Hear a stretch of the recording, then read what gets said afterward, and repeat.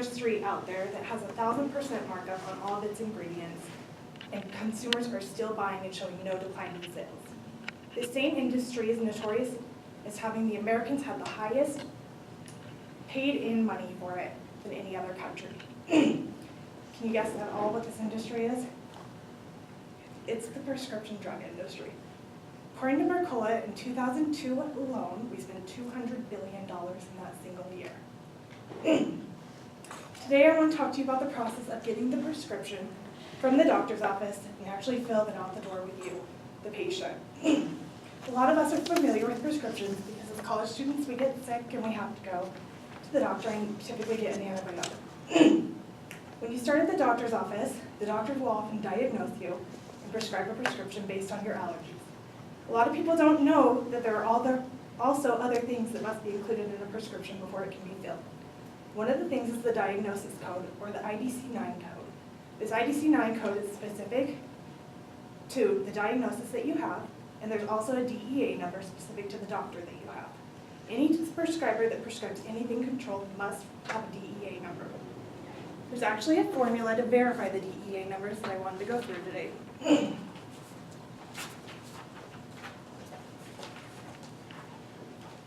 So in my example, this top number, FP123453, is our DEA number assigned on a prescription.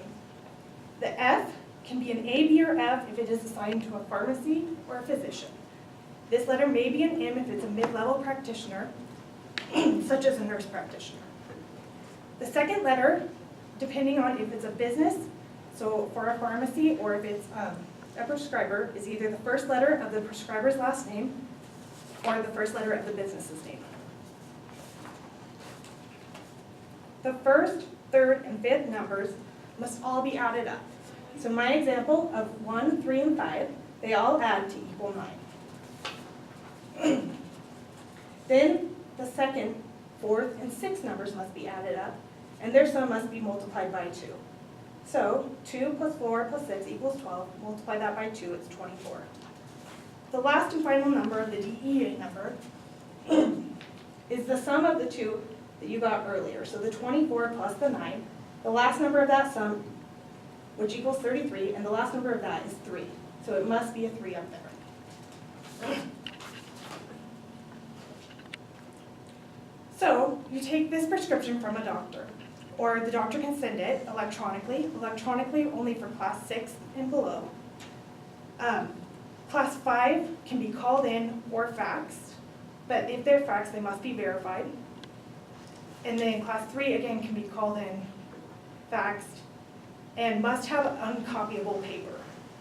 Class 2 and above, which is Adderall, or like strong prescription pain, like morphine sulfate, MS Contin, must actually be on an uncopyable paper, must be turned in directly by the patient or somebody in the patient's family to the pharmacy. It has to be hand-delivered.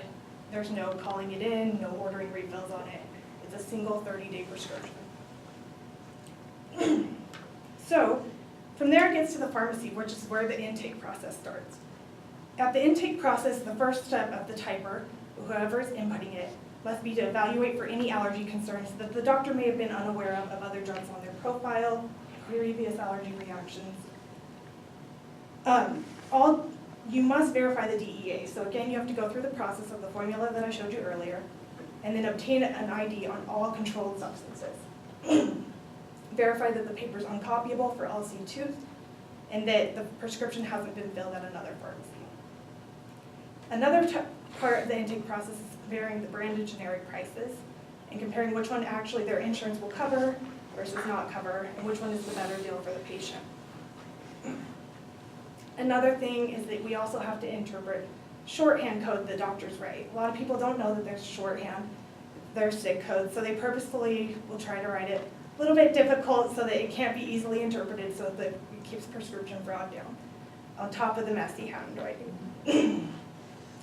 So then from there, you have a certain drug.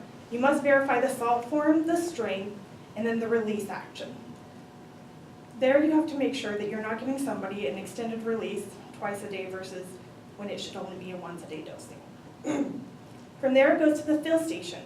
And at the fill station is where it's counted, and filled. So you pull the drug, which has an NDC code. An NDC code is made of 5 digits with 4 digits with 2. The first 5 indicate the manufacturer and where the drug came from. The second set of 4 digits indicates the actual drug, and the last 2 digits indicate the package size. Anytime there's a change in NDC, it is asked that you notify the patient. Especially when the drug may be the same, the manufacturer may be different. They often change colors. And a lot of older people go by their pills versus I take the blue ones on this day, I take the pink ones at this time. So you must notify the patients. From that step, it goes to the pharmacist verification. The pharmacist verifies everything. All controlled substances must be counted twice, must be counted with 2 different people. Each person has to sign it and verify that they counted it. Some larger pharmacies have filling machines, and some just have hand counters. Hand counters have to count by 5 pills apiece, so it's never as simple as just 1, 2, 3. The pharmacist, one of their most important jobs is to do a spell check and a grammar check, because although it may make a lot of sense, it might be spelled incorrectly. Where we're a professional business, you want to definitely reflect that in the prescription.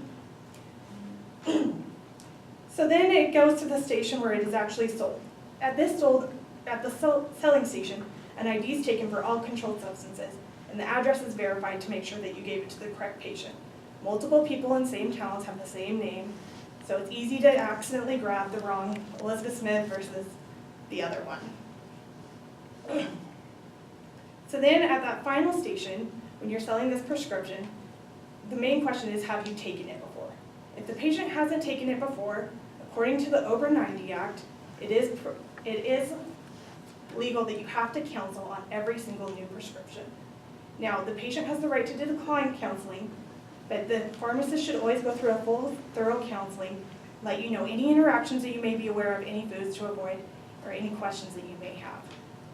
So I'd like to explain this process, and I hope that you guys all got a better understanding so that you know from now on, it's not just a simple, when they're quoting you 15 minutes to fill your prescription.